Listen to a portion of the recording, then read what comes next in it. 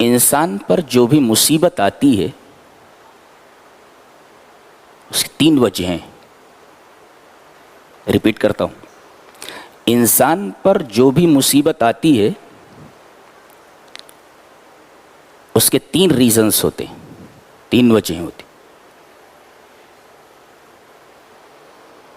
پہلی وجہ وما اصابکم من مصیبت فبما کسبت ایدیکم, یہ جو تمہارے اوپر مصیبت آئی ہے یہ تمہارے ہاتھوں کی کمائی ہے. تم نے کرتوت ہی ایسے کیے ہیں کہ یہ مصیبت تمہارے اوپر آتی. یہ تمہارے کسی گناہ کی سزا ہے. تو ایک مصیبت تو آتی ہے جو کسی گناہ کی سزا ہوتی ہے. یہ آیت سورہ شورى کی ہے. سورہ تغابن میں اللہ نے فرمایا ما اصاب من مصیبت الا باذن اللہ, جو مصیبت تمہارے اوپر آتی ہے وہ اللہ کے حکم سے آتی ہے. کیا مطلب اللہ کے حکم سے آتی ہے؟ مطلب یہ ہے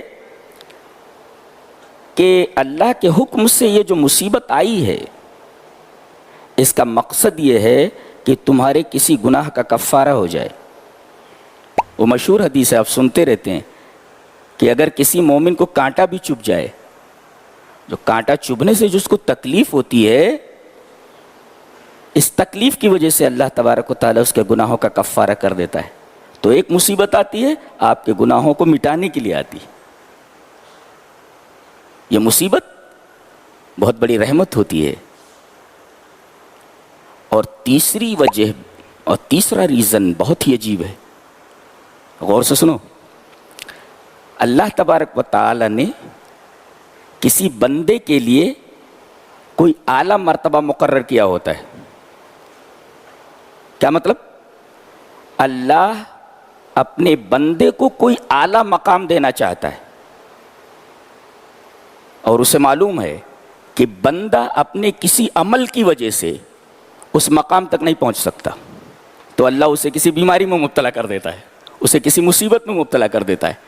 عمل کی وجہ سے اس اعلیٰ مقام تک نہیں پہنچ سکتا تو اللہ اسے کسی بیماری میں اور کسی مصیبت میں مبتلا کر دیتا ہے. اس مصیبت کی وجہ سے بندہ اس اعلیٰ مقام کو حاصل کر لیتا ہے, اس اعلیٰ مقام تک پہنچ سکتا ہے. اللہ, اس کا مطلب کوئی بیماری آئے, کوئی مصیبت آئے تو ہو سکتا ہے یہ مصیبت اللہ ہمیں اس وجہ سے دے رہا ہے, اس مصیبت میں اس وجہ سے مبتلا کر رہا ہے تاکہ اس اعلیٰ مقام کو ہم حاصل کر لیں جو ہم اپنے عمل کی وجہ سے حاصل نہیں کر سکتے. بہت گہری بات ہے, شاید آپ نے کبھی سنا ہو.